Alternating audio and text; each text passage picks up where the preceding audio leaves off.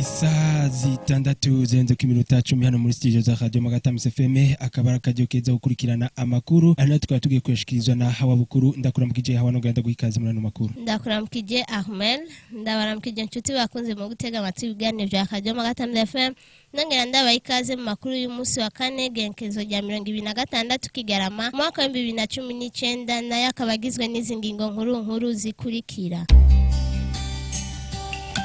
Ku munsi w'ejo aho abakristo baraye bibutse ivuka rya Yesu ubuyobozi bwa Radio Magatama FM bwarateguriye abana umunsi mukuru narijya wari umunsi witiriwe abana. Tukiri ku munsi mukuru warayubaye abenegihugu barashima ko uwo munsi mukuru wagenze neza bakanashima ko wabaye mu mahoro n'umutekano ntangere. Aho hari hamaze imisi hibonekeza ubusuma budasanzwe muri komine Bugarama kuri uyu munsi wa kane hafashwe umusuma yari yibye telefone ubu akaba ari mu minwe y'inyamiramabi. Ido nido ry'aya makuru ni mukanya mu binga bw'ijuma turi kumwe na Kiza Jean. Gwino muri sanze muri radio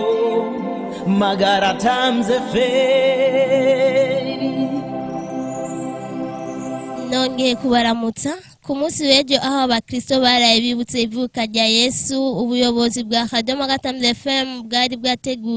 bwari bwateguriye umunsi mukuru abana narijya wari umunsi witiriwe abana. Ni inkuru dukesha mugenzi wacu Richard Ndayizigiye reka tumutegeyo. Kuri uyu wa gatatu igenekerezo rya 2025 Kigarama umwaka wa 2019 aho twaraye twibutse ukuvuka kwa Yesu Kristo Radio Magatama FM yari yateguriye abana umunsi mukuru kandi abana bari bawitabiriye ari benshi bakaba baranezerewe cyane bakashimira na Radio Magatama FM kuri uwo munsi mukuru babateguriye. Amazina yanje ni Antonio Marino Joseph asha naryohewe cyane ni heza kwenda shimiye Radio Magatama FM. Bitwanyishimana Kente ndashimira Radio Magara ariyo yanumye ko tuvugana n'abandi ni heza. Tukiri kuri uwo munsi mukuru warayubaye abenegihugu barashima ko uwo munsi mukuru wagenze neza eka bakanashima ko wabaye mu mutekano ntangere. Bamwe mu benegihugu baratwiganira uko uwo munsi mukuru wagenze haba hirya no hino bakanagira ko bakebura cyane ugwaruka mu kunwa nkeya bashobora kuriha kugira ngo bidahava bibakwegera ubusuma. Ni inkuru dukesha mugenzi wacu Tofgas. Okay, je byabaye vyiza yuko nipakiza monoke mu gisagara ca Bujumbura nkaho nagiye nahere kuri Gare du Nord usivye ko abapolisi bari kanuye mu nzira basaba amakaranga muntu ubundi hono yari yifashe neza mu mashengero abantu bari batuje bambaye neza baberewe. Vuyeyo naraje mu Kanyosha abantu byaraboneka ko neza Noheli bayiteguriye abapapa n'abamama bari bafise abana bambaye impuzu zisa baberewe usivye ko gusa uraziyo abantu bamaze gufata karengwe mu nyuma masayo ku mugoroba nka 18 abantu bace batangura kuza baragira iby'imishwano mugabo gusa baratahurana ko ari inzoga zibituma na cyane rero ancangirwa ko nk'impanuro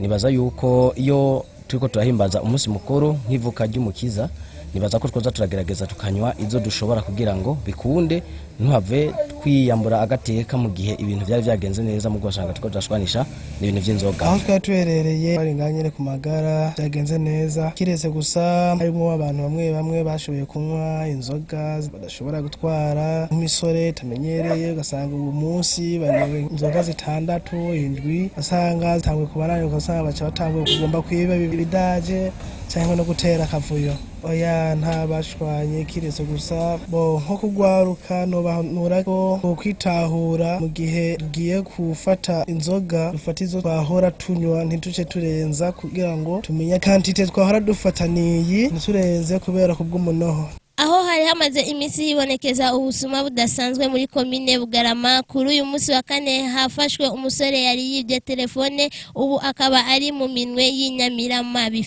Fabien umukuru w'umutumba wa Magara ya mbere arashima Imana ko abantu nk'abo bariko baragaragara kandi agakebura abenegihugu ko boba amagabo mu gihe babonye umuntu akabatera amakenga. Ni inkuru dukesha mugenzi wacu Richard reka tumutege yombi. Nkuko mubona urabona ko ari abanyagihugu batari bake n'umurovyi yasanzwe yibye telefone y'uwundi murovyi nkawe barobana umuhungu nawe kaba bari basanzwe baba muri commune Kabezi mu ntara ya Bujumbura wibwiye telefone yitwa Irakoze Veriye hanyuma wayibye nawe yitwa Minani Terasi nariko ndabaza umuhungu neko iyo telefone acavuga yuko yoba yayihaye uwundi muntu kubera akadeni yari asanzwe afise aho bita ku mahumba ku mutumba Mugendo urabona yuko abapolisi baciye bamutwara ku gipolisi kugira bagira amatohoza byabifitanye isano kuko itariki 24 z'uku kwezi nyene ku 12 barivye ku mabotike abiri baratwaye ibintu biciye nk'umuriyoni n'amajana 250 kandi naciye nkoresha inama bene gihunda babwira yuko bategeza kwicungera na burya muri imisi mikuru hama hariho ubusuma butandukanye mu mazu mu mabotike eka na cyane imbere n'amatelefone basanga ubusuma buri kuburaba mbere ndanavuga ati Imana iri mwijuru ivyumve nazoshika ku munsi mukuru wabonane abasuma badafashwe urabona yuko intango ni yinyene cyo gituma bene igihugu bo barikanuye haba ku murango cyangwa mwijuru kugira ngo ntihagire ubusuma bwoza buribonekeza muri kisagara na cyane urazi ko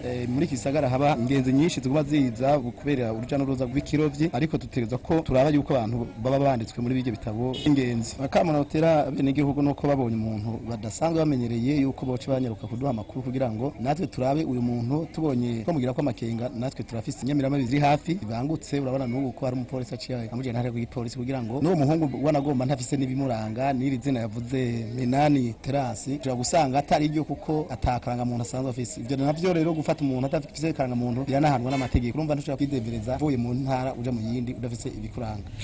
Amakuru twabateguriye akabagarukiye ngaha reka dushimire abagenzi bacu bo mu ruganda rwo gutororokanya amakuru dushimire Kiza Jean yarari mu binga bw'ibyuma we yatumye amajwi abashikira neza dushimire namwe mwese mwari muduteze yompi amakuru mukaba mwashikirijwe na Hawa Bukuru Imana ibazigame